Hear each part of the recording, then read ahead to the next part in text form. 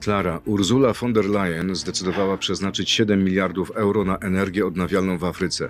Czy może pan wytłumaczyć Polakom, dlaczego taki przeciętny magazynier Kowalski czy pani sprzątaczka Grażyna mają sponsorować stawianie wiatraków w Afryce?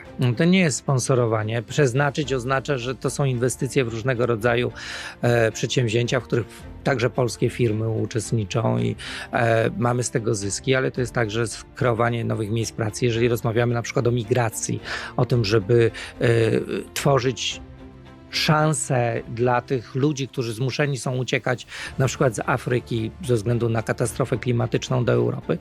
Często słyszę, szczególnie od prawicy, że trzeba tworzyć szanse na miejscu, a kiedy tworzona jest szansa na miejscu, to słyszę, że dlaczego mamy tworzyć te szanse. Czyli to jest ta na szansa. miejscu. Myślę, że to jest jeden z takich projektów. To są inwestycje unijne, to jest wszystko, to jest znów manipulacja, to jest w ramach Global Gateway, czyli takiego wielkiego programu ekspansji ekonomicznej Unii Europejskiej, inwestowania w wielu krajach i wspierania firm europejskich i to są te pieniądze. Hello and welcome back to the channel. Today we're talking about a strategic shift that is quietly underway in Warsaw, one that could redefine Poland's economic future for the next 50 years. We're talking about Africa. Now, you might be thinking, why should Poland, a nation deeply rooted in the heart of Europe, be focusing on a continent thousands of kilometers away? The reason is simple, and it comes down to a fundamental reality. Poland has hit a ceiling. For the last 2 decades, Poland's economic convergence within the European Union has been a stunning success story. We've watched GDP per capita nearly double, reaching 80% of the EU average, one of the fastest convergence rates in history. But the growth engine that powered this success, the EU market, is slowing down. Economic growth across Europe is expected to hover below 1.5% in 2025. To keep rising, Poland must find a new source of energy. And that's exactly why, in its strategic Poland 2030 vision, Warsaw has officially designated Africa as a new growth corridor. This isn't just talk. It's backed by a major financial commitment, a projected $3 billion investment strategy through 2030, spearheaded by the state-owned Bank Gospodarstwa Krajowego, the BGK. This isn't aid. This is a strategic gamble. It's a move to bet on a continent that is home to 6 of the world's 10 fastest-growing economies. The question is, what does Poland have to offer, and what risks is it taking in the process? Stay with us as we break down the game-changing opportunities and the geopolitical landmines Poland must navigate.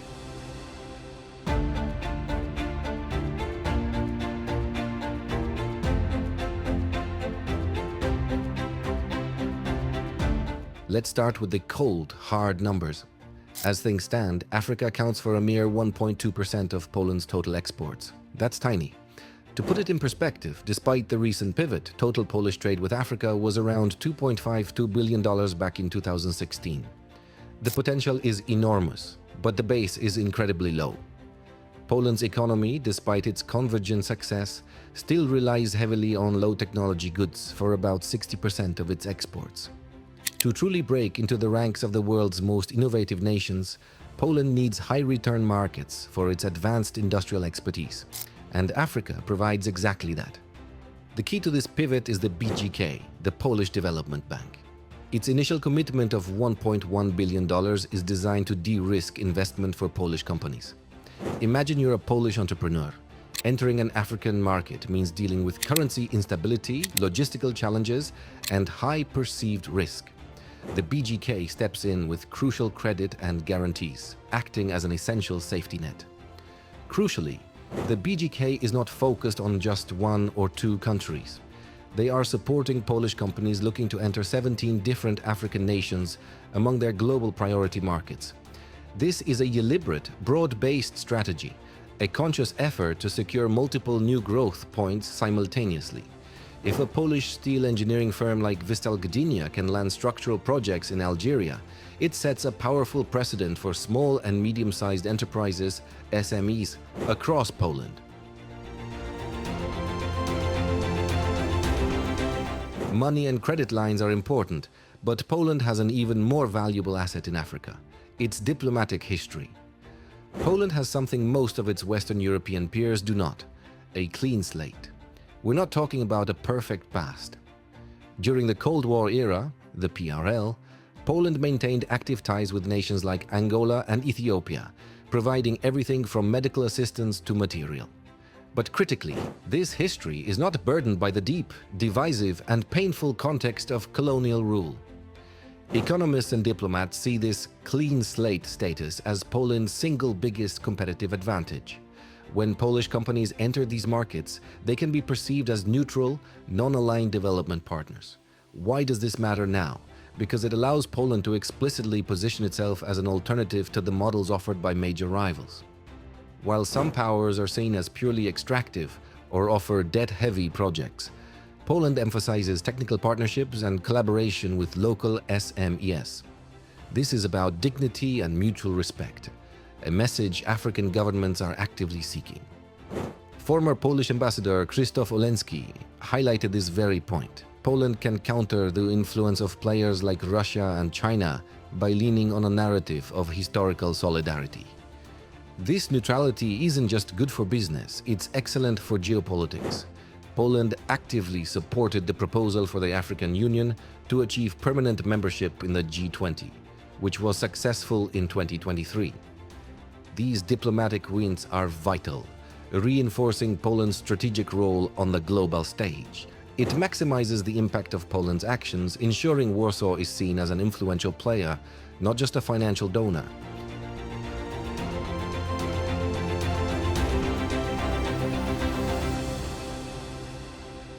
So, where does Poland's industrial strength meet Africa's massive needs? It comes down to 4 key sectors. 1. Infrastructure and construction. Africa has an enormous infrastructure deficit. Countries like Rwanda are prioritizing commercial and residential construction, and nations like Angola need huge FDI in housing and transport. The advantage for Polish firms: they offer high-quality construction materials and equipment at prices generally lower than their Western European counterparts. This is a perfect match of quality and cost-effectiveness. 2. Information and Communications Technology, ICT. This is perhaps the most dynamic area. Poland's ICT sector is globally competitive. It ranks 5th worldwide. Now look at sub-Saharan Africa. Fixed-line phone penetration is extremely low, averaging only 6%. The future here is mobile broadband. This explosion in mobile connectivity creates massive, immediate demand for Polish expertise in networking solutions and enterprise software. 3. Agri-food and agri-technology. Poland is already a global powerhouse in specialized food and agriculture. We're one of the largest poultry producers in the EU, for instance. We hold high comparative advantages in dairy, meat, and processed foods. On the African side, agriculture still accounts for 40% of export earnings, but efficiency is low due to a lack of proper machinery and irrigation. Poland can step in not just to sell food, but to transfer technology. Investing in local food processing or providing efficient tools for cultivation.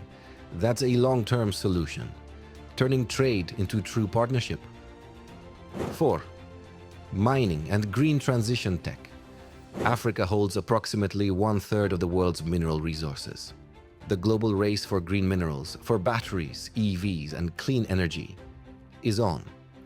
African nations, however, are now demanding local value addition. They don't just want to export raw ore, they want to process and manufacture on their own soil. This is where Poland's niche, advanced manufacturing like specialized mining machinery and defense equipment, becomes crucial.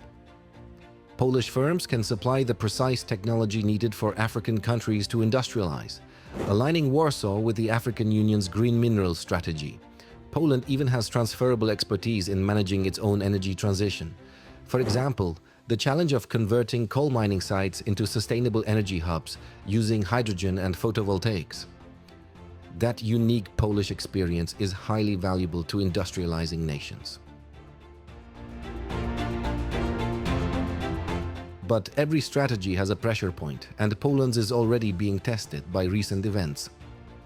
While sectors like agri-tech promise long-term stability, The immediate high-value contracts are often in the sensitive area of defense and security technology.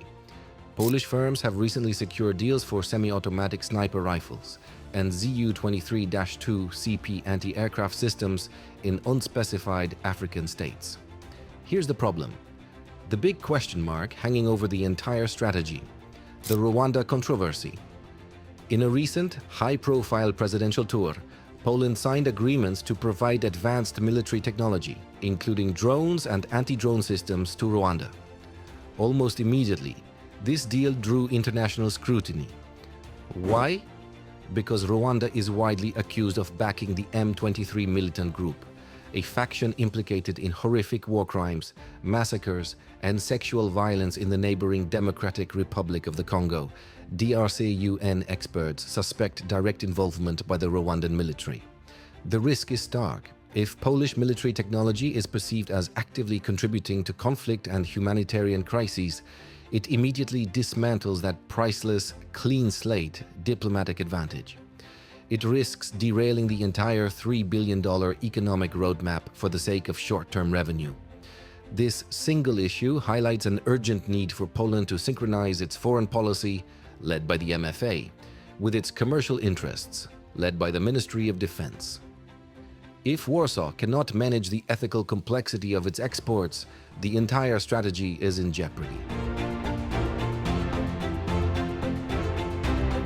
Beyond the geopolitical high stakes, Polish companies face ground-level, human barriers that are often overlooked.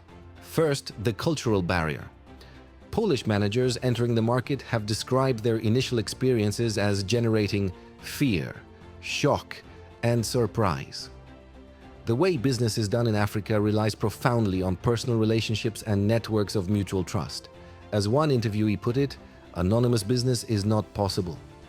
You need patience, determination, and a willingness to adapt. You have to be there physically, building trust over time. Second, the logistics nightmare. Try to fly from Warsaw to a major West African hub like Lagos or Nairobi. You rarely find a direct route. You are forced onto complicated connections with long layovers through foreign hubs like Paris, Dubai, or Addis Ababa. This adds immense cost and time for Polish entrepreneurs and cargo, immediately making them less competitive against rivals with better connectivity. For a strategy dependent on physical presence, the lack of direct flights is a major non-tariff barrier. And finally, the visa wall. This is perhaps the most frustrating irony. As a Schengen member, Poland requires African business travelers to obtain a Schengen visa. While the application process takes 5 to 20 days, the rejection rates for African applicants are disproportionately high, up to 40% to 50% for nationals of large economies like Nigeria and Algeria. If Poland wants to attract the best African partners, entrepreneurs, and skilled workers, people who generate wealth and trade, it must urgently find a way to fast-track business visas and streamline the process. Otherwise, this is a clear diplomatic and economic impediment. So, how does Poland succeed? By playing the long game and focusing on true mutual benefit. Poland's Official Development Assistance, or ODA, is already strategically focused on this idea. The aid isn't just a handout, it's an investment in human capital. Initiatives like the Stefan Banach Scholarship Program, which provides educational exchanges to beneficiaries in countries like Kenya, are designed to foster skilled local partners. This directly addresses the liability of foreigners by creating a better prepared and more culturally attuned pool of local managers for future Polish investments. The future lies in policy coherence. The BGK must not only de-risk investments, but mandate commitment to African value chains. Polish mining firms should commit to local processing, not just extraction. Polish agri-tech companies should invest in irrigation and training local small businesses. This is how Poland cements its reputation as an ally in industrialization, rather than just another outside trader. If Warsaw can align its economic muscle with its diplomatic clean slate, the benefits are profound: sustained economic diversification for Poland and sustainable ethical industrialization for its African partners. This is how Poland gains true geopolitical clout and secures its position as a major player on the European and global stage.